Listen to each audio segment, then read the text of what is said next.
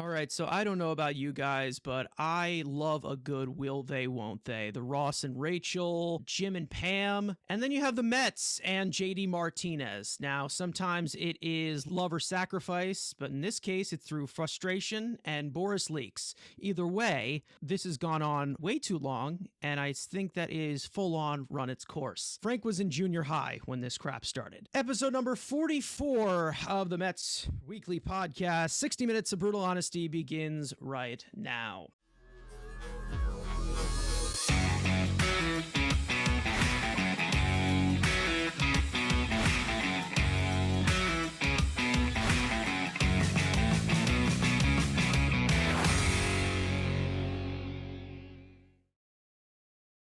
So as for your usual house cleaning, make sure to subscribe to the Mets Weekly channel for content throughout the week, as well as the premiere of this very podcast every single Tuesday at 4 Eastern Time. Also turn on post notifications to not miss our month-long 30 projections in 30 days, which is wrapping up around this week, where we discuss a Mets player on the 40-man roster every day leading up to opening day, going into the 2024 season. Follow us on Twitter, TikTok, all of our individual links that are in the description. So as of right now, we are coming off of a very, I'd say, exciting week for spring training. We had the return of some from injury, and then we also had the big spring breakout game, which was pretty fun, and we'll get into that in a second. But let's just say I'm getting to that point of excitement. You see guys like Quintana pitching 75 pitches, and you have, Lindor playing 8 innings. I mean, they really are getting ready for game shape. It's no more like the roster battle stuff is pretty much over. It's more so like, okay, we got to make sure that we feel ready to go. We're ready to full game action, and it's go time at this point. In less than 12 days to opening day, and usually, the end of spring training, those last 2 weeks are always kind of the drain. Well, this year with the Mets, you got a little excitement. Obviously, the prospect game's helping out in that fact, but getting back, one of the most electrifying players in all of Major League Baseball, not a bad deal to make a return to bring some excitement to that back half of spring training. Yeah, I'm really excited. I'm ready for a season that's not going to have as many expectations, and we'll really get to evaluate the players we have. And I'm feeling optimistic about this team. I think we're going to surprise people. I think that there's kind of a nowhere to go but up type of feeling going on with the Mets, where they can't really disappoint at all for like that reasonable fan. And then also there's, the ones that are expecting a World Series ring every year. But for me, like we've said multiple times on this podcast, they needed a year like this. They needed to kind of step back, evaluate the talent in the system, and whether you like it or not, it was a long time coming, in my opinion. Also, speaking of long time comings, let's transition to the first topic of the week, and I am overjoyed that I finally get to say this again. The best reliever in all of baseball is officially back. For the first time in over a year on Monday night, the trumpet sounded for the first time in Port St. Lucie as Edwin Diaz made his spring debut, and it was like he never left, striking out the side on 14 pitches. His fastball set at 96 to 97 and top 98, registering 6 whiffs on 8 of his world-class level sliders. Shortly after, Diaz traveled back to New York as his wife was expecting their second child earlier this week. But right after, Edwin traveled back to Port St. Lucie on Saturday, returning to action on Sunday against Miami, recording a 1-2-3 7th inning on 10 pitches with his fastball sitting at 96 to 97 and topping 98, throwing 4 sliders and registering 2 chases. Before suffering a heartbreaking injury in the World Baseball Classic, Diaz signed a 5-year, $102 million extension last offseason with the Mets, making him the highest paid reliever in all of baseball history to this day. It was definitely a welcome sight, and it's again for a spring training game, like we said, a little more juice. And did we need a full-on Narcos entrance? No, but it was still cool to see again in a spring training game. He did it again today, so just hearing the music, seeing him come out, he almost murdered an umpire, second pitch in. It would be the most thing. All right, we wait all this time, then he kills the umpire. Now we got to wait some more. We had that little delay, but he looked good. Again, striking a side out. Fastball, 96, 97. You don't need to be blowing the arm out early. He's still got the velocity looks good. Slider looks good. There was nothing like, well, he gave up a homer, so Twitter can have fun with it. He looked good, strike everybody out, had another good inning today. Again, just keep him getting warmed up. We'll see how they use him early in the season. Again, if he's not hopefully he's not overused in April, but again, just to have him back, to have some excitement in the pen, to have the best reliever in baseball, it's one of the only things this team has, but it's one of the best things to have. Listen, the second appearance he had, which was today, and it's going to be Tuesday when this goes out. Didn't get a single strikeout, so I'm a little concerned. And I think that we might be seeing very close to the 2019 version right now, and I'm getting very upset. The main thing is that his slider was doing what his slider does. That's the most important thing, because we know he's gonna throw gas, but that slider is that big put-away pitch. So I mean, if he has that, I mean, he's going to be dominant. So the fact that, first outing in, he's getting those whips and chases already. I mean, he looks just about ready to go. The velocity isn't totally there, but it's still very high for a guy making his first outing since returning from injury. So I think all in all, you have to be very encouraged by what you see. And he's definitely, geared up to have another really solid year. I mean, they gave him the big contract, so they do have big expectations for him. So, I mean, he's obviously very important to this team. Edwin is, in my opinion, the best relief pitcher in baseball. I feel like his absence was so much greater than maybe we realized. Like, yeah, there were so many players that underperformed last year, but I feel like Diaz would have gotten us a good amount of wins back last year. So I'm just really thankful that he's back. His velocity looks good. His slider looks disgusting. And I can't wait to see what he does this year. Got to keep it short and sweet, of course, because, again, these are just spring debuts. But I will say that it just felt a little bit like the Mets more than compared to last year, where we did not have Edwin Diaz with the baseball team. If you have an elite closer, it shortens the game. We know that's just an old saying that continues to sustain the will of time. As much as the game has changed, an elite closer, that's one of the main pieces that you do need, and we didn't have that last year. Now, David Robertson did a great job, and he got us what he got us at the trade deadline when the team was not competing, but it was not Edwin Diaz. And Edwin Diaz is one of those top 1%, 5% type of relievers where, this guy at his very, very best is a different type of dominance as compared to, the typical relief pitcher, the typical pitcher in this game. I don't know what it was last year when he got injured. Of course, we were still getting ready for the season, but I think we all can admit to this. It just took the life out of it just took the life out of everything. Something just was not right all year last year. Again, there was also, some talks about, the clubhouse being a little bit different and everything, and his presence or whatever. He was still there, of course. We started off the season, before we even started the season, off on such a sour note, and it stunk. The life is back in. I mean, we had a trumpet intro. I think that it was needed, obviously. I think it was a small victory that Mets fans really needed after the last year of what actually happened with him. So for him to kind of get like that little redemption or whatever, whether it is in Port St. Lucie in a small stadium in spring training, it was great to see. Now, obviously, the velocity is not there yet. It's not at the 101, 102 that was in 2022. But again, we're seeing a lot of velocity be down, especially with Mets pitchers. I don't know if that's kind of how they're trying to have it here, where they're just telling these guys, dial back the velocity a little bit before you get ramped up. If you want to empty the tank at one point on your last pitch, that's fine, but just don't go crazy. And I'm okay with that. Again, if that's the situation that they want to go under, I'm fine with that, of course. But in terms of the actual data of his pitches, especially Road, we were talking about this actually after his appearance, his first appearance that was on Monday night. It looked like the slider is even better now. It's the best pitch in baseball, in my opinion. The thing with Diaz, that's so crazy about Diaz is that he genuinely is like, if Jacob deGrom at his peak form were a relief pitcher. It's crazy how like carbon copy those two pitchers are. Maybe not release point and stuff, but just the way they pitch. They spam fastballs and sliders and 2 strike counts, and it's just magical to watch. I mean, that's just the elite premier stuff that you want on the mound. Now, listen, they got the upside arms in the bullpen, and we all know that it has a lot of upside, this entire bullpen, but not any of these arms are Edwin Diaz level. Maybe one day they could be, but at the current refined moment, no one's Edwin Diaz. One of the main stories, I'd say, was obviously the spring breakout game this week. A few days ago, the Mets hosted the spring breakout game against the Nationals, featuring 18 of their top 30 prospects via MLB Pipeline.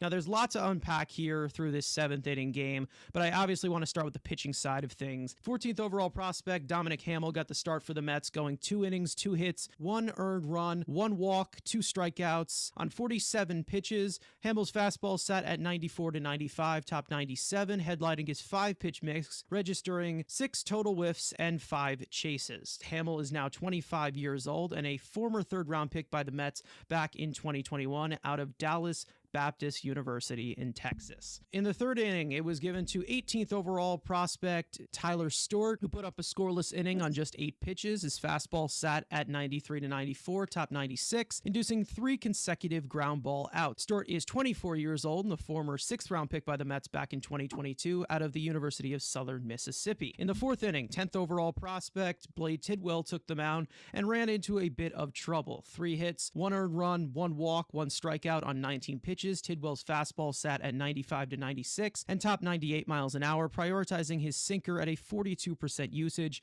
registering a whiff and a chase. Tidwell is 22 years old and a former 2nd-round pick by the Mets back in 2022 out of the University of Tennessee. The 5th inning was handed to two-way player and 19th overall prospect Nolan McLean, who put on quite the show. Scoreless outing with a hit and a strikeout on 10 pitches. McLean's fastball sat at 97, top 98, showcasing his 300 RPM plus slider and curveball, registering 3 whiffs and a chase. McLean is 22 years old and a former 3rd-round pick by the Mets last year out of the University of Oklahoma State. In the 6th, the 13th overall prospect Brandon Sproat took the mound, and if you blink, you may have missed it. A scoreless inning with 2 strikeouts on just 6 pitches. Sproat's 2-seam sat at 98 miles an hour and top 99, showcasing his cutter and curveball, registering 4 total whiffs and a chase. Sproat is 23 years old and the former 2nd-round pick by the Mets last year out of the University of Florida. And to close it out, 22nd overall prospect Calvin Ziegler, returning from Tommy John surgery, put up a clean inning, 0 hits, 0 walks, 2 strikeouts on 18 pitches. Ziegler's fastball sat at 95 to 96 and top 97, with his high-spin curveball on full display, registering 4 total whiffs and 3 chases. Ziegler is 22 years old and the former 2nd-round pick by the Mets back in 2021 out of TNXL Academy in Altalamantra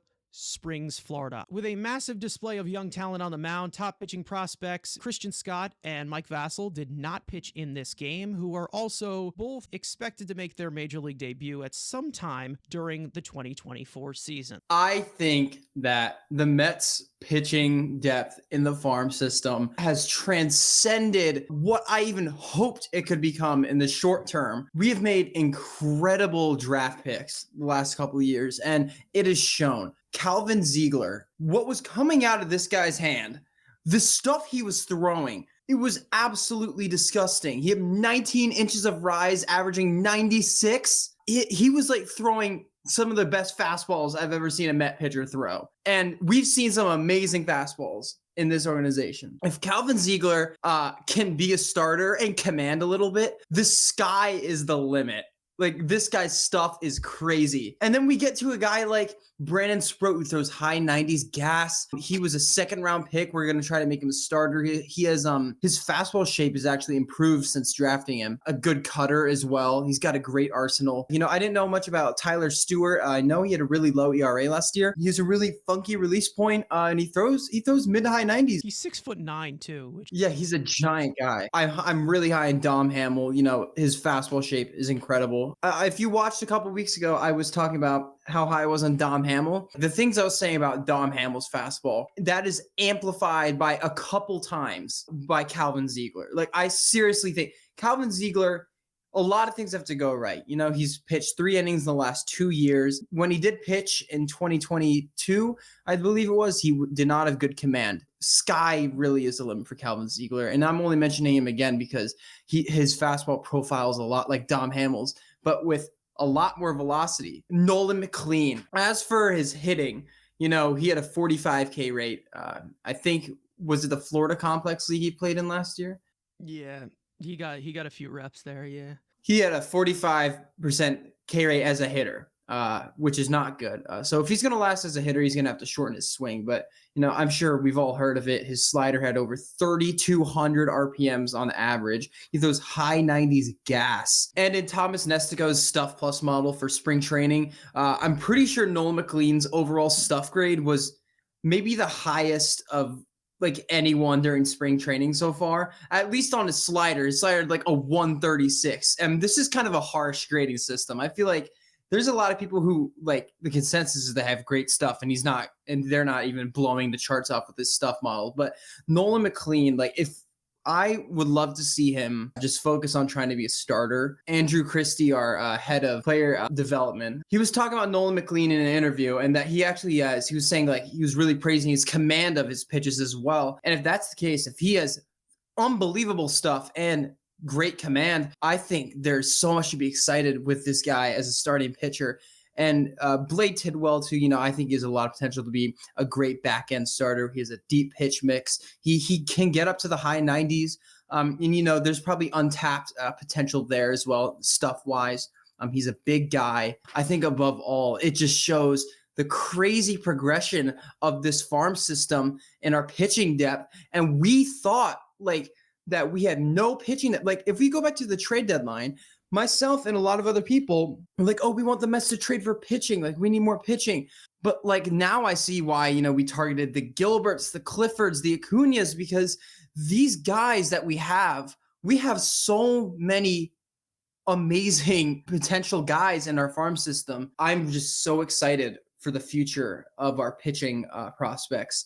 And some of these guys truly have insanely high ceilings. And I didn't even get to Christian Scott, who I think genuinely can be a frontline starter for us starting maybe even this year. So, there's so much to be excited about. And I think it just amplifies my whole outlook on the Mets farm system as a whole. With the casual fan, as for the prospects, I mean, if you were looking at it and looking at the top 100 right now of pipeline, we don't have any pitchers in top 100 pipelines. So the fact that we got to kind of see them in full display and, see kind of the upside of what that was against other minor leaguers, of course, but as we all know, stuff plays. What it goes to show is just how quickly the farm system has developed. Because you look at exactly a year ago, first of all, you don't see a lot of these guys, particularly the hitters, the Acuñas, Drew, Clifford, guys like that.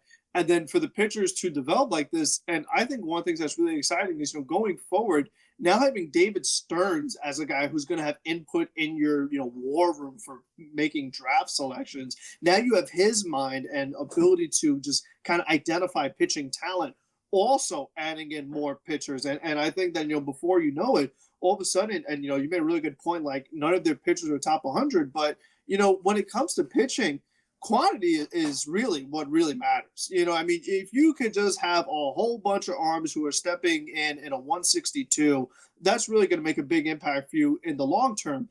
And I think that, if we see these young pitchers come up, like you said, a couple of them come up this year, that'd be really important for especially the short term, with how many of these guys on the major league roster in the rotation are on short-term deals. So if these guys, their season's over, you need someone to replace them. To have controllable pitchers in your rotation at low salaries is really beneficial in trying to build a winner, because what it allows you to do is you can say, okay, I really need to focus on third base. Like Brent Bay doesn't get done again.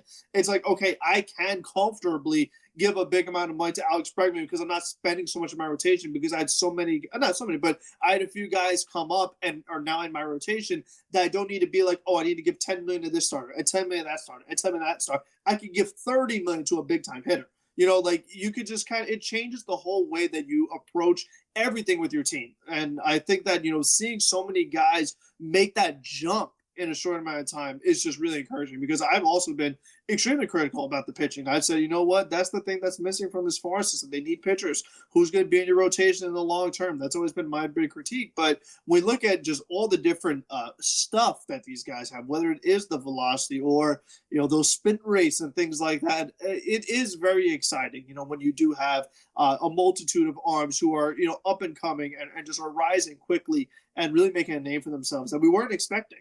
So, I think that's really been a pleasant surprise. And I think it just goes to show, Steve Cohen said in his press conference, building the farm system was always a high priority of his ever since he kind of took over. And you're definitely starting to see that with just the pure amount of quality young players that are in this organization right now. And they really displayed it in a game. Like, you could make a team of guys that have some intrigue, that have some upside, that really in the past they could not do.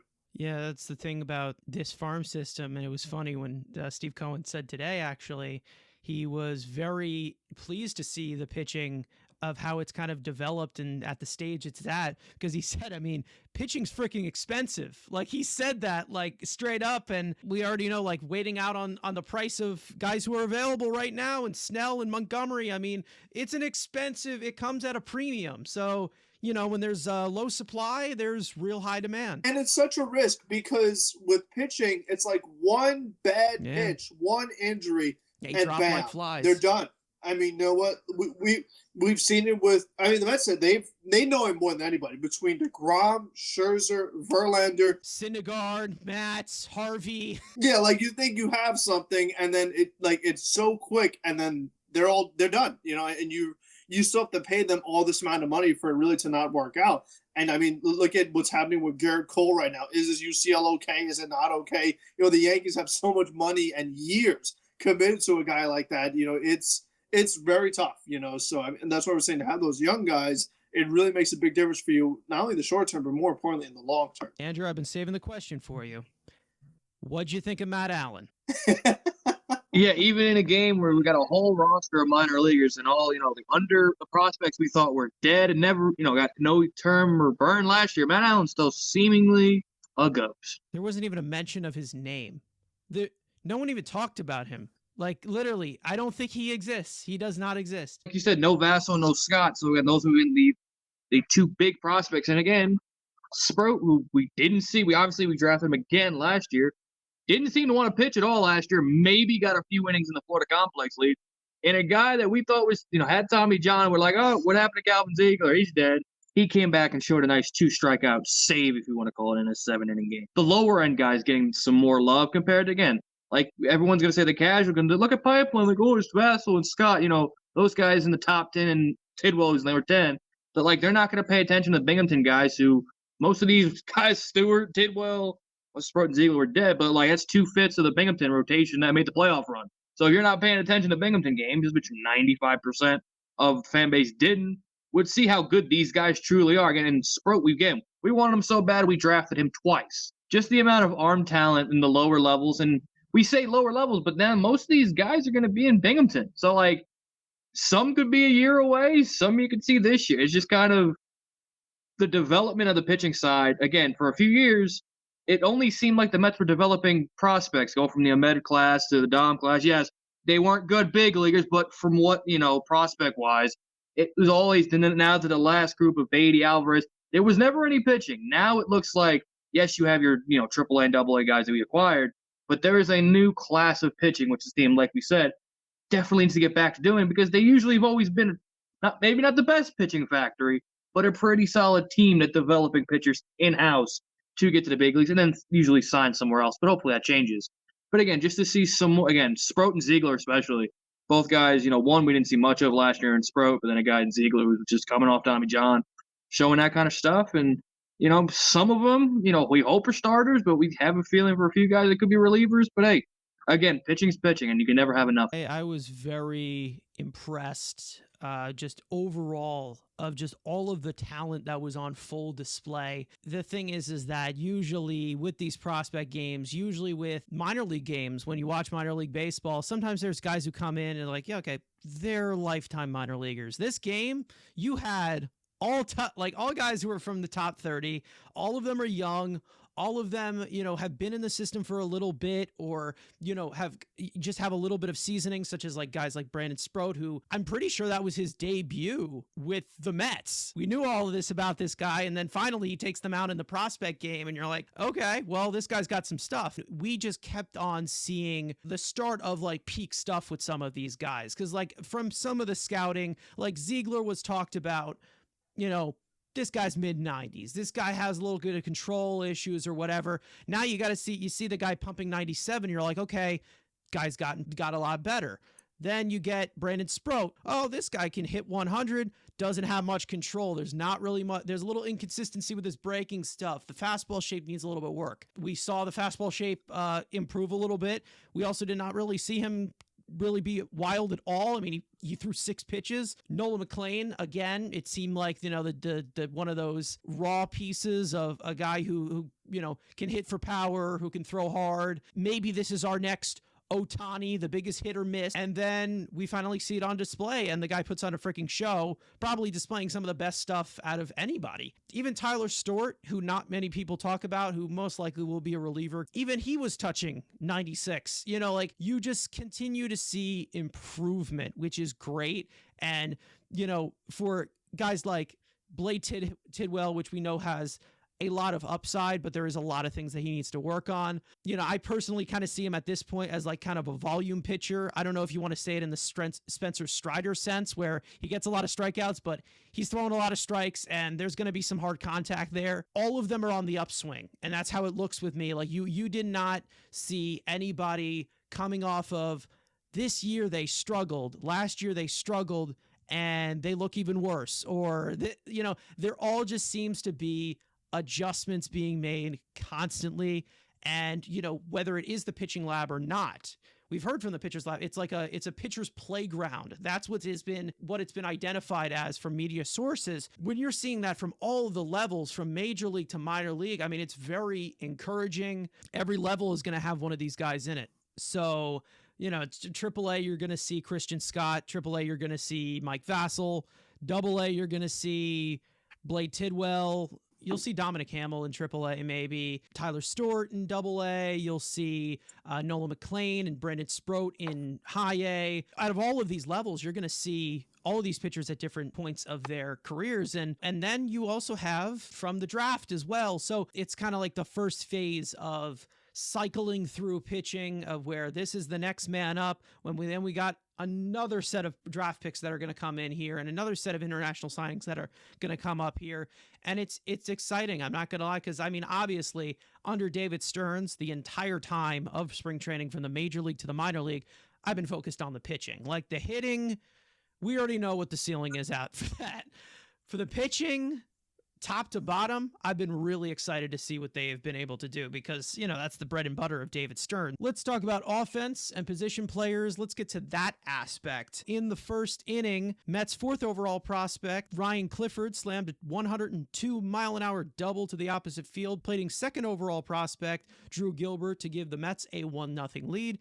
In the 4th, 9th overall prospect, Kevin Parada, drove in Ryan Clifford with a single to right, tying the game at 2. In the 5th inning, 12th overall prospect Jeremy Rodriguez drove in the lead run, scoring Marco Vargas, before minor leaguer Vincent Perozzo added to the lead, scoring Ryland Thomas to make it 4-2 Met. Competitive Balance A selection Colin Houck also went 1 for 2 with a single, with Jet Williams, Luis Angel Acuna, and Alex Ramirez going a combined 0 for 7. The Mets farm system goes into 2024 ranked 13th overall in the league, with 4 prospects in the top 100 via MLB pipeline. I think it was nice to see a guy like Ryan Clifford have a nice AB where, he's going to the opposite field. As the guy being ranked number 4. I mean, he's the kind of the forgotten guy, because everyone talks about like Jet and Drew and a little bit of Acuna. And you feel like Clifford, I mean, he's the guy that gets forgotten about, but he's the guy that, to me, I mean, like, he has something already that's exciting, and that's power. I mean, that's really important, especially with this, top half of the farm system, where that's what we're really kind of waiting on with most of these guys, especially guys like Jet and Acuna with their smaller frames. So I think having Clifford kind of already step up is really good to see, because even someone like Drew Gilbert has 3 years on Clifford. So I think, seeing him, being on the same team as him, which is not going to be the case this year, as, obviously Drew gets the higher start in the farm system. So seeing them kind of be on a level playing field, but still able to compete with those guys, I think is really nice. And anytime you see anything good out of Kevin Parada, that's really important, because he was a first-round pick by the Mets, and him having the subpar year, definitely not meeting what we were looking for, was a big-time problem, because he's someone that is just intriguing with the position that he plays and what his future is going to be on the team. So having Parada get back on track would be really important for our later topic. But I think that those are the 2 guys that, I really was circled in on, during this game, because with these other guys, you kind of know what to expect. I mean, they have like their high, rankings, whether it's, we talked about pipeline and things like that. But I think some of these other guys who they're on the younger side that you want to see kind of contribute for this team and what their roles are going to be. I was really intrigued by those two. Ryan Clifford, as to where they're already talking about, his raw power, his raw ability, where this guy's a future 30 home run bat or whatever, if you want to talk about that.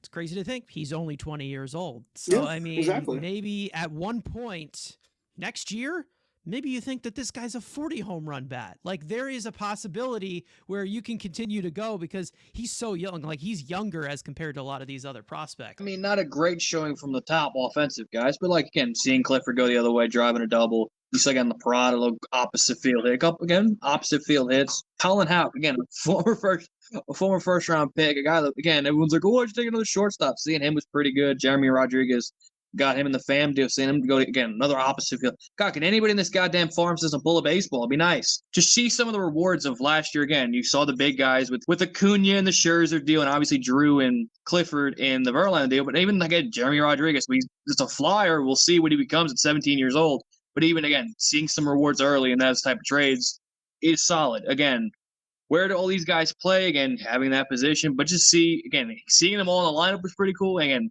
Colin Houck, which again didn't get many ABs, but you would have wished to seen a little bit more. But obviously, the pitchers seem to always be ahead of the hitters, even in the third week of spring training. Rode, what'd you like from the hitters? I know there's another guy that wasn't even mentioned yet who did something impressive.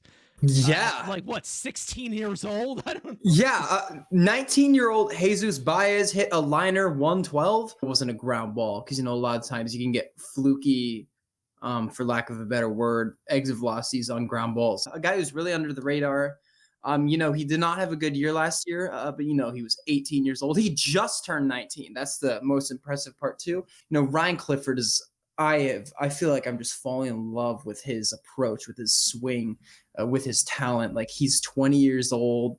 He raked last year, and not so much in Coney Island. Part of the reason is our single A park is A-plus park is really not the best for left-handed hitters. At least for Luis Angel Acuna, I'm not the highest personally on his offensive ceiling. Minimum, Luis Angel Acuna, he's going to make the major leagues, and he's at minimum probably going to be like a 2-WAR player, which is why, he is ranked so high. Hopefully, I wonder if the Mets are teaching him new hitting mechanics because he has struggled with us where he did not struggle with the Rangers, and hopefully these hitting mechanics can help him turn him into like an Ozzy Albies type hitter where, can focus on pulling fly balls. At the least, he'll be a guy that's valuable in a trade. He'll still steal 50 bases. He'll play elite defense. And a guy like Jet Williams, I've been getting higher on, as the days go by.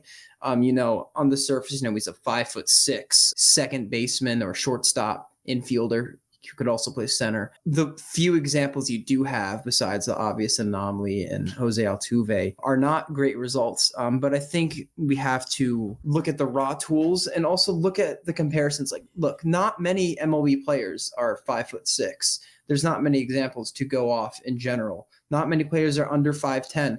What we do know is that Jet Williams has great bat speed. He has plus discipline. He is a great glove, an incredible base runner. Those are the things we do know, and we know that he has been able to pull fly balls at the minor league level and has greatly outperformed his raw power. This will be a big year for my outlook on him. I think you can argue he's our best prospect in the system. I don't know if I'd personally give him that title, but he's definitely up there. If he's pulling fly balls in Double-A against some really good velocity, and we know all the tools he has, I'm cautiously optimistic about Jet Williams. Cautiously might be a weird term because everyone's raving about him, but you never know. A lot of times players with not much raw power tend to struggle more. But I feel like Jet Williams has been proving a lot of that wrong for the sheer fact that he has been hitting for some power. And, I'm obviously really high on Alex Ramirez going into this year. His work ethic is completely redefined. He was put on the 40-man roster. He's unbelievably talented. Oh, yeah. Jeremy Rodriguez, we saw him take a 94 changer from Susana to the opposite field. He's not even an adult yet, I believe, right? He's 17 or is he 18? Regardless, that is very impressive. You like to see that against a guy that was traded for Juan Soto, who's throwing 1 of 3 gas. I feel like Drew Gilbert, to me, I think he has a really high floor. And I'm not sure how high that ceiling is, but I see maybe half level to a level below Brandon Nimmo type ceiling. And that's a great player. I think there's a lot to be excited with. Again, I wasn't paying attention to the offense as much as I was with the pitching, but in terms of Jet Williams, in terms of Luis Angel Acuna, I think that at this point, we know what tools they're actually going to provide at a plus level at major leagues. There's some things that we just don't know yet. Luis Angel Acuna overall, offensively, I don't like it at all. Like, I'm not really big on it. But I will say that his defense is a lot better than I thought it would be. I thought that he would be a little bit more raw compared to what he was. And I think that he's pretty good defensively, especially at shortstop. Whether he does play second base or not, we'll see what happens. And then Drew Gilbert, I think that I expected maybe a little bit more fire than I thought that we got. But again, it's a 7-inning game. I like him a lot. I do like the upside. I think, the floor is pretty high for him. So it's definitely a safer bet, I think, that compared to all of these other prospects. Ryan Clifford, love this guy. The raw power, again, going to the opposite field, taking it 102 miles an hour to the opposite field. That's really impressive. I'm not going to lie. Like, when you're late on a fastball or late on a slider or whatever, if you take something to the opposite field at that type of exit velocity, that's pretty impressive. So the fact that he's doing that at 20 years old, it sucks that Alex Ramirez didn't have that good of a game, but again, he's still a very raw prospect. Kevin Parada, was nice to see him get one hit, mainly because he looked so uncompetitive against a somewhat major league pitching earlier in spring, so that was good. Overall, Jeremy Rodriguez, again, lots of promise there with him, lots of room to grow. But overall, this game was fun. It was great to see youth out there, especially with the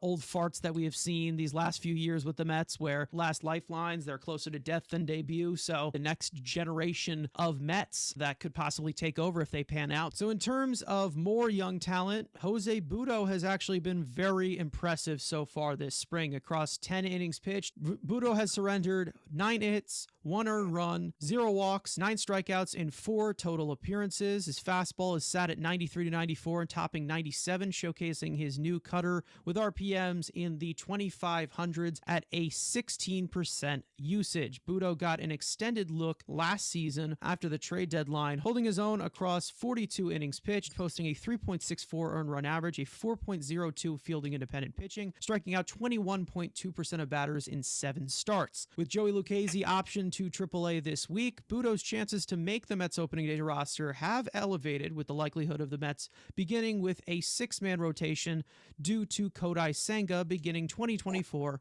on the injured list. Yeah, he's a guy that I've been very hard on since the beginning. And I think, the big thing for him that stands out to me is the fact that he's been getting more strikeouts. I think that's going to be the big key for him because, that's kind of been his main struggle. I like that the new pitches that he has this year have been effective as far as getting those strikeouts. So I think, if you're going to be adding new pitches and you're going to be making some changes to have good results, I mean, that's the key right there. Because if you're trying to do new stuff and it gets worse, aka, Drew Smith his whole career, seeing that, I think it's just, it's a lot of stuff to be encouraged by. And I think he definitely has deserved and earned a spot on the roster, no doubt about it. Whether it is as a starter until Senga's back and then maybe into a spot starter and then maybe into a long reliever, like just being part of the pitching staff in some capacity based off his performance. Even last year, he wasn't terrible. He wasn't great, but he also wasn't terrible. So I definitely think that, with all those things together, he's done a very good job this spring. And we'll see what he does, on the big league level, because again, all in all, the competition you're facing is very, hit or miss. Sometimes you get good players, sometimes you don't. And the results ultimately in the end, they don't really matter. It all matters what happens during the regular season. But based off what we've seen, like I said, he's definitely deserved a spot on the roster. With Lucchesi going down, he is kind of in that class with him and Hauser battling for the 5 and 6 spot. I mean, yes, it's spring training numbers. I'm not going to lose my, absolute badonkadonk because, oh my God, he's got a 0.09 or 90 ERA in 10 innings. Whoop-de-doo, it's spring training. It does not matter. But again, seeing a little velocity tick up, nice to see. Again, we all knew he has a very good changeup. Some people want to kill it, but hey, he has a good pitch. Fastball velocity is going up. Is he going to be, an amazing starter? No. Can he be used kind of like a Trevor Williams? I could see that as a possibility for his role in this team. As a guy that can come up, can start, can put him potentially in the bullpen and give you some mop-up innings if need be. It's nice to see some solid results and in some game activity, but is he more than just kind of that 5-6 man? That's about it. But again, just to have some more quality depth in the rotation is the more you need. You're going to need 10 to 12 to 15 starters. So you're going to see him. Maybe you'll see him early just because of this good start in spring. But again, you knew you were going to see him at some point. We're seeing some good results. Pretty solid. Butto, he isn't really a guy who's going to exactly blow you away with his stuff. But, there are definitely encouraging things about him, especially with a cutter that he just developed that he's like actively throwing a lot. I think that's a big reason to be optimistic about what he's doing. That cutter will help his slider tunnel a lot better with his four seam or his sinker too. But usually with sinkers, it's a curveball. But regardless, I think Butto, if his cutter can become an effective pitch for him, I think we might have something here. He could be a back end starter. We'll see if he's in the opening day rotation. I think I'd rather Tyler McGill at this moment. But Jose Butto is holding his ground, and maybe we could do a 6-man rotation to start off the year. I just can't wait to see what these guys do. I don't know if he's peaked the extension a little bit. We haven't really had any data on that, but I'm not sure. I don't know if StatCast has been doing that, but probably could get a little MPHs on there. It does have some decent vertical approach. We do have extension numbers. It's exactly the same. Is it the exactly? No. All right. Yeah. So it's going to be kind of hit or miss. All right. For Jose Butto, I think we've all kind of seen him as like the upper level depth for a long time. And we've kind of just seen him as someone we can plug into the starting rotation if there's an emergency, if someone's hurt, somebody's under the weather or whatever. But I think that at this point, small sample, but he's kind of been elevated to that point where, maybe you do see him as a back-end starter next year. Maybe you do see him getting a little bit more innings than you expected him to get. And, I'm glad to see him progressing as a pitcher. It's really nice to see a lot of pitchers, especially you've seen it throughout the Mets organization. You've seen a lot of cutters being added to the arsenal. You've seen a lot of breaking pitches being added to the arsenals, a lot of sweepers being added to arsenals, which is good. And I'm really happy that they are kind of expanding that with, multiple weapons, more kills, as we all say. I'm a little bit more confident in him as compared to like last year. Maybe relying on the fly balls a little too much, gives up home runs a little too much. Mid-90s, like one of these basic pitchers. Mid-90s with a changeup. Like we always say, it's like just the generic guy. But now it looks like he is kind of added a little bit of depth, and he's added a few weapons, and he's continued to get a little bit better, which is good for a guy who arguably you still can debate whether he belongs in the rotation or not. So that's pretty good. Butto is kind of in that same scenario with Tyler McGill, where he's got a few pitching prospects nipping at his heels. If he does not step it up at any point and show that he's a valued member to this organization, and maybe this is the year that he does do that. Maybe he does show some value as to in the Trevor Williams role. Maybe we do have even more injuries, because who the hell knows? And he gets slid into the rotation for a majority of the season. It's a good problem to have. Let me just say that. To have multiple good pitchers, even if they are competing for a spot, it's a good problem to have, to see all of them succeed at once. I must apologize. I kind of failed to do my homework here, because I should have mentioned that, Butto has a new slider with a ton of horizontal break, inching close to 15 inches of horizontal break. Tunnels really well with his cutter. This is a much better pitcher than last year for sure. More refined, shall we say.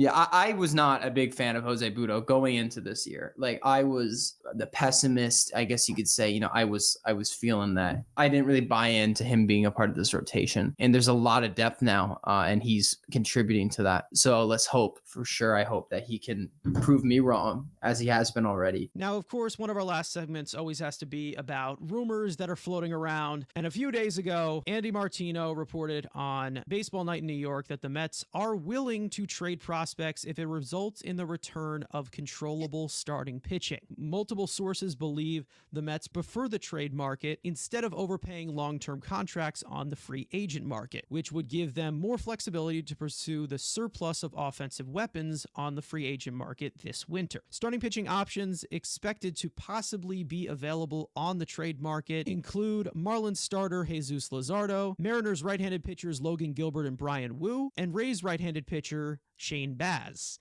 Going into 2025, the Mets rotation is expected to have multiple pending free agents, including Luis Severino, Jose Quintana, Adrian Hauser, and the player option decision for Sean Manaea. Personally, I don't see this happening, at least this year. It seems like that Stearns and co have been so set on, maintaining for this season the farm system and learning about our young players. So I don't see it happening this season. However, next season, obviously we're going to be in a big battle with the Yankees for Juan Soto and other teams as well. I think there's a good chance to go after Alex Bregman, Pete Alonso, Corbin Burns, Walker Buehler. These are all players I expect the Mets to heavily be involved in and land at least one, I'd hope. We can expect a lot of money to be added to the payroll. We could get some young, controllable starting pitching and also enhance and bring up some starters from our farm system, in exchange for some guys who, maybe don't our long-term vision. Like, let's say Luis Angel Acuna overshadowed by Jet Williams. This is a scenario. And, Jet Williams is going to be the second baseman. Where does that leave Acuna? Could he move him to the outfield? We have other outfield prospects in Drew Gilbert, who I don't see getting moved really in any deal at all, because the Mets outfield, I feel like, is a huge piece of concern for me in the long-term future. But, for this year, I don't see us trading prospects. And especially, I would love a guy like Jesus Luzardo. I think he's incredible.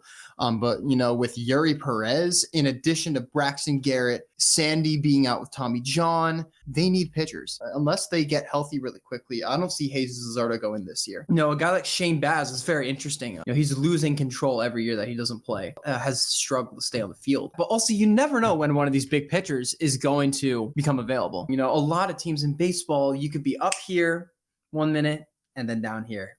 Who knows that better than us as Mets fans these last 2 years? I definitely would love to make a trade for a big starting pitcher, especially it would make a pursuit of both Juan Soto and Pete Alonso a lot easier to accomplish, while also filling in the rotation and getting this long-term vision officially started. The log jams in the farm system are definitely going to be searched, especially with Luis Angel Acuna and Jet Williams and all these other pieces that, maybe don't have a spot if you were to plug them into the roster. And you'll kind of, mix and match some of them, trial and error, and then maybe they'll get a little bit of an evaluation of who they would want to trade for somebody like starting pitching on the market. Like road styles, especially the Luzardo front with Yuri coming down. Even Seattle, to a point, I don't see them moving their guys unless they're getting a superstar back. The guys like Brian Gilbert may be different because he's closer to free agency, but if we're talking Wu or Miller, which you brought up, those guys, they're moving for bats. They're not moving for prospects. They're trying to battle with Texas, and they're trying to battle with Houston for that division, so they're not looking for prospects for Wu and Miller. They're looking for big-time bats. They made some moves this offseason to maybe address the need they need, but they're not going to be dumping Wu or Miller for, let's get a Luis Angel Acuna. No, they're going to want a legit major leaguer back, and that's what their point is from their perspective, and the Marlins with the injuries.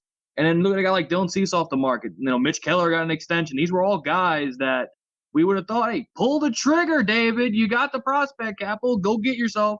They don't do that. And then Cease gets traded. Keller gets the extension from Pittsburgh. So, yes, do I see anything this year? Unless they pull a miracle and they're competitive at the trade deadline, maybe. But, I'm not seeing them dumping any prospects this year. So it's in the offseason, which, again, now you're trying to play process of elimination. Who is that guy? If you look at, some of the big young guys, who is it? You let some of those guys pass, which you're the obvious guys. Him or him. Well, he's gone. Well, he's gone. And you look, obviously, it's a big free agent market for pitching, which, again, like we said, we already expect to spend a ton in the offensive category this offseason. Now you're jumping back and you're going to pay even more. So, yes, this year, probably, again, wait and see with all the kids or whatever. But to an extent, they've let options get past them. So now we're playing, okay, who's the next pop-off candidate? It's a wait-and-see kind of approach. And, again, what prospects are you going to give up, especially that they've been so hesitant to just go out and improve the offense on banking on the children. So, again, who that option could be? Hell, maybe it's Luis. Maybe Seattle chokes. Maybe you see a Logan Gilbert getting dumped. And, like, again, if they're bad, yes. But I think they're trying to compete with Houston. I think they can compete with Houston and Texas. So they're not going to be like, well, let's just blow it up. They could beat up on the bottom two in that division to stay competitive. So, again, it's just kind of trying to project who that ace pitcher on the trade market's going to be. It's a wait and see. You got to just wait for someone to pop off. Maybe it's one of the Detroit guys. Maybe Tariq Schoolball has this amazing year, and maybe he's the guy that maybe gets moved. So, again, they've let some guys get past them, and it's just going to be like, well, if they didn't trade for that guy, why should they trade for this guy? Why would they want him more than some better options that have already gone off the market? There's another option out there that doesn't get talked about a lot, but I feel like there is going to be some discussions as to with this team because they're kind of pivotal at the moment. Joe Ryan, maybe he might be available at some point. I don't know, because there's control through 2027 with him. I'm with Andrew. I just don't think the timing matches up right now. I feel like the Mets have really just, again, made a priority not only build up the farm system, but keep the farm system. I just think that everything they've done, for the most part, in the Steve Cohen regime has been through free agency. You know what I mean? Hasn't been trades. A lot of these guys have been free agents. So they've wanted to build up the farm system, not take away from it. And I'm with Andrew that if I were to move prospects, the guys I would do it for aren't really available. And, the Marlins, obviously they have a ton of arms that I absolutely love, but, the Marlins are not going to trade with the Mets for a good pitcher. It's just not going to happen. And even if they did, they're going to make the price ridiculous because that's how they are. I think that's one of the things that, these reporters aren't really talking about is that, yes, these arms might be available for the Marlins, but not for the Mets.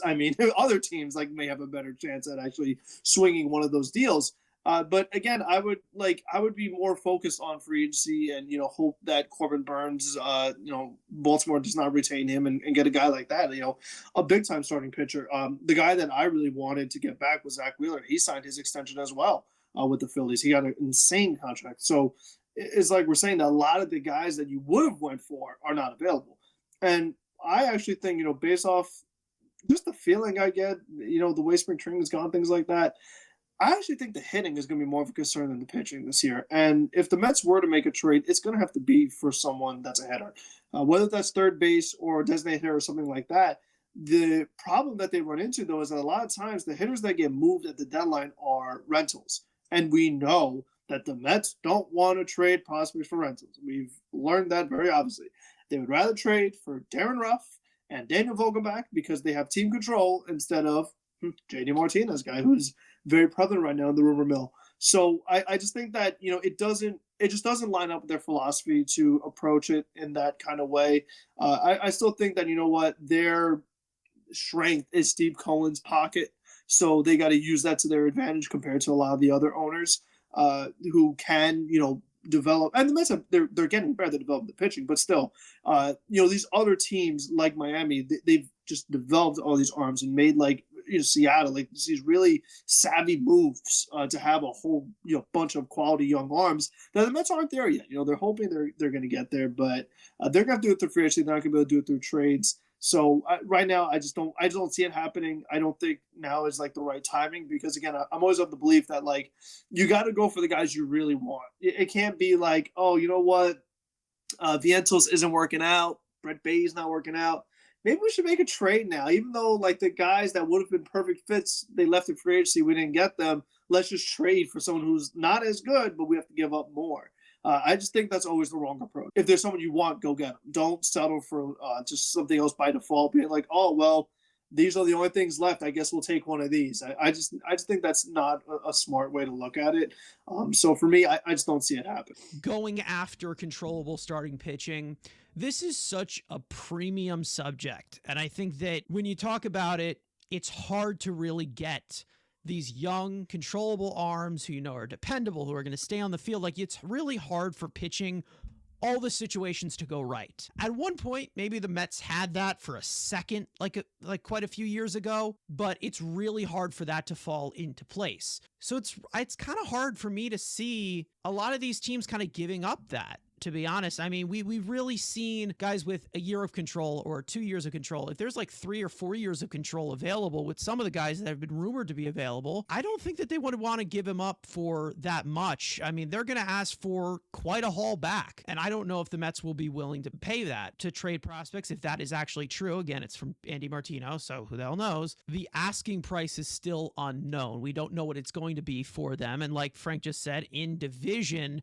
there's a surplus of Miami pitchers that probably have the most population of trade interest. They're going to make it even more difficult for us because they're a division rival. So I think that right now, there's a lot of things that you need to look at in terms of trading for controllable starting pitching, mainly because there's so many factors that you kind of have to play in to everything basically just going right for you. Maybe a team struggles, maybe the team is within striking distance, maybe they just want to get rid of a contract or something. You're not really going to see many 3 years of control pitchers just be available unless the team is really, really cheap. Like, let's say Oakland gets a elite pitcher. Let's say, one of the breakout guys from Oakland, like, I don't know, Joe Boyle, who's pitched really well in spring or whatever. He breaks out. He's having an amazing year, contending for the Cy Young. The A's are going to try to trade him. Right now, they want to hold on to some of the prospects, see what they have in them, evaluate them during the year. But I definitely could see them maybe moving a prospect or two at the trade deadline if they are in contention for a controllable starting pitcher or, like Frank just said, a hitter. It's a wait and see on the trade market. It's a wait and see in the Mets season, and that's kind of how they're looking at it. Now let's get to everybody's favorite segment, which is always fun, studs and duds. One player that has been playing so well that we want to give the flowers to, a bouquet of flowers, a dud who really needs to step it up because it is getting late in spring training. Let's start with studs. Andrew, I'll go to you first. Let's go with recency bias because that's the best kind of bias. And let's go with, again, Mark Vientos. 3-run fat nukes when, you got all the rumors yelling about a certain guy to be brought in. He pulled the last 2 after taking the first 2 to right field. So, again, pulling the ball and hitting it a fucking dick load, it's pretty good. So 440 for Mark Vientos. Give me G-Man Choi. I know he's someone that we talked about a little while ago, but he has really just beaten out DJ Stewart for like first lefty bat off the bench. And he plays a pretty good first base. I mean, especially when you compare guys that we've had in the organization like Luke Voigt and Vogelbach and Ruff. Like, Choi actually could play the position of first base at a decent clip. So I think, and even he went a lefty today for a nice line drive base hit. So he did, and he hasn't been able to do that for his entire career. So that's impressive. I mean, so to be a guy that's kind of off the bench, give some ABs, he has something that he could bring to the table. And he's really, again, made a good case to make the team as like one of the bench bats. Compared to a lot of the other guys that they have. So I've been impressed by what I say. It's good for him because there's a guy that, like, I've seen his heyday was nice with Tampa Bay as a starter on a very good team.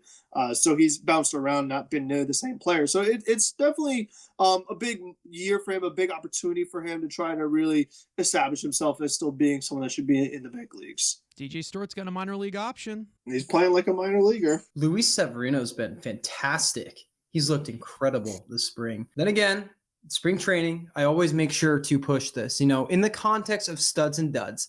This is studs and duds of the context of spring training. That being said, I think that Luis Severino is primed to have some really good results this year. And I stretch the results part because we don't know if we'll get to see many results in general because, he hasn't been able to stay healthy. And I think it's time, he deserves to have some respect put on his name for the work he's put in this offseason. And, this could really be a good get. And I'm not trying to jinx it or anything. We have not had a health scare with Luis Severino yet. So I'm sorry. What has he had? He has had 4 appearances so far. We're good so far. You just got to hold your breath after the day he pitches. Edwin Diaz, welcome back. I've missed you so much. It's like he never left. I mean, what else can I say? We already talked about him. I love Edwin Diaz. I'm a huge fan, as we all know. I think I've said that about once or twice on here. Let's get to the duds. Again, recency biased, and I don't care. He had a really good rest of the spring. When Tyler McGill gets lit the hell up, it's fun season. So it's Tyler McGill. He's not a guy I want to totally destroy, but again, expectations.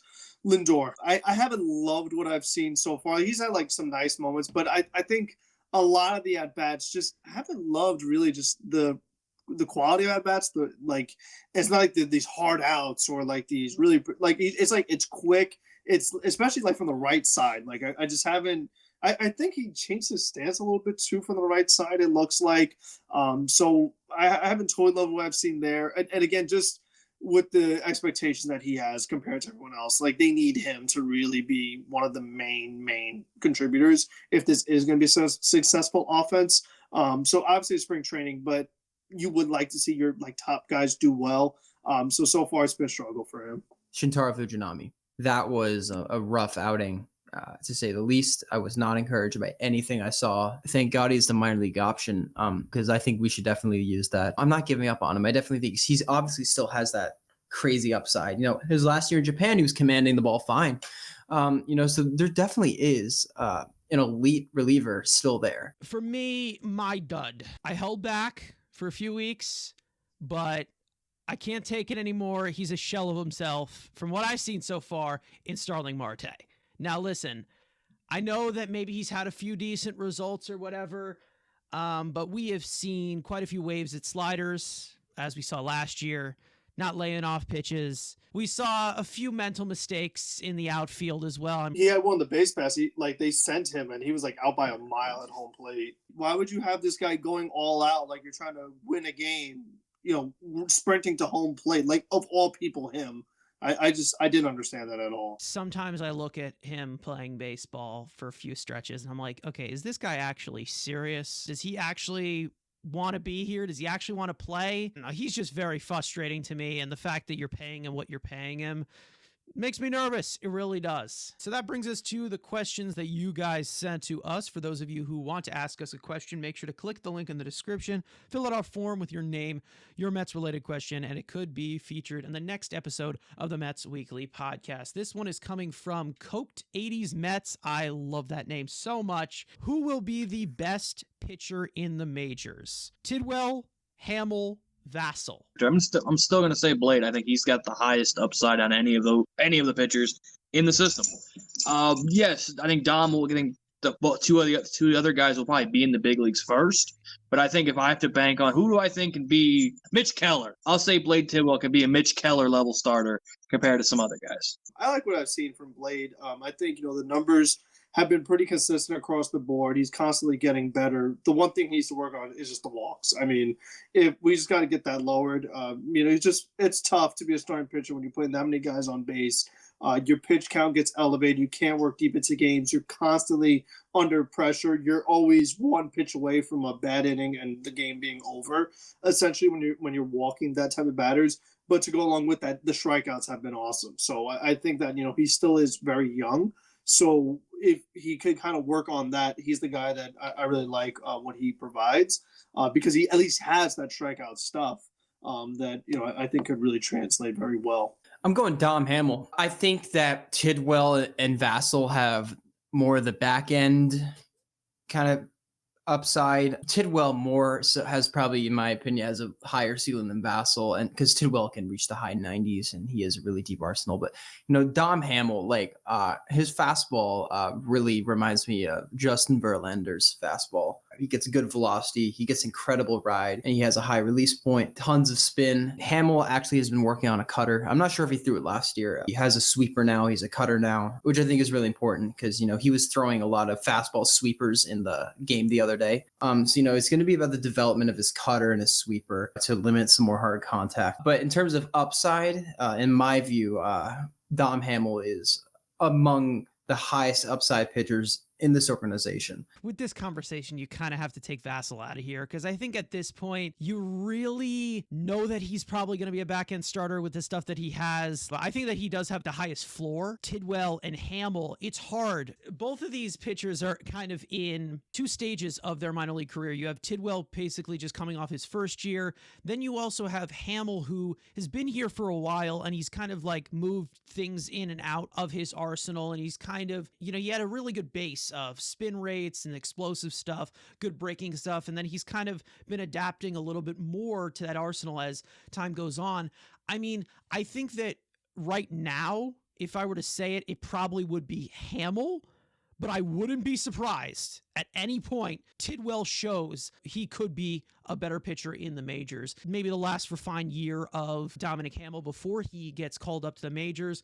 Tidwell's a little bit behind as compared to him. So right now, I'd say that from what we know, I'd say that Hamill right now, but again, I just would not be surprised if Tidwell passes all the way up. Your rapid fire stories for this week. David Stearns announced that Mets ace Kodai Senga will not throw for 7 to 10 days beyond his 3-week shutdown. Expected to be out until at least May, Senga will undergo imaging on his shoulder after said period to get the green light to begin rehab. Mets reliever Sean Reed-Foley has been dealing with some arm fatigue and was shut down from throwing earlier this week. Reed-Foley played catch on Sunday and is expected to make a return next week to spring games. Mets manager Carlos Mendoza announced that left-handed pitcher Jose Quintana will get the opening day start on March 28th versus the Brewers at Citi Field. Quintana will be the first Mets southpaw to start on opening day since John Neese back in 2013. More 26-man roster cuts have been made this week. The Mets have optioned left-handed pitcher Joey Lucchesi to AAA Syracuse. Reed Garrett, Rylan Bannon, and Austin Allen have also been reassigned to minor league camp. Mets all-time great Darryl Strawberry announced that he's recovering from a heart attack from last week.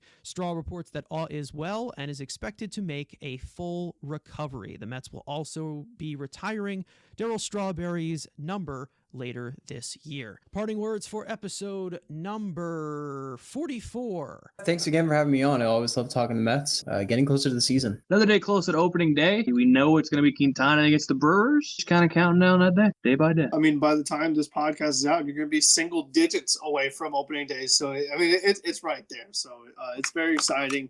It's that toughest week of spring training. That last couple ones, you're just like, okay, I've seen enough of like all these games that don't count, ready for stuff that really matters. So we just gotta survive this, and then we're ready to go for the real rage and joy and all the emotions that come with the Mets. Again, like you guys all said, we're getting close to action that counts in Major League Baseball stadiums. You know, these pitchers are getting stretched out to their usual workload during the season. So this will be the next go around towards the back end of the rotation. 30 projections in 30 days. Every single day, there is a video about a certain Mets player on the 40-man roster. Kind of give my projections, and Andrew and Frank, they give their thoughts on how they feel about them going into the season. Let's go Mets. Peace out.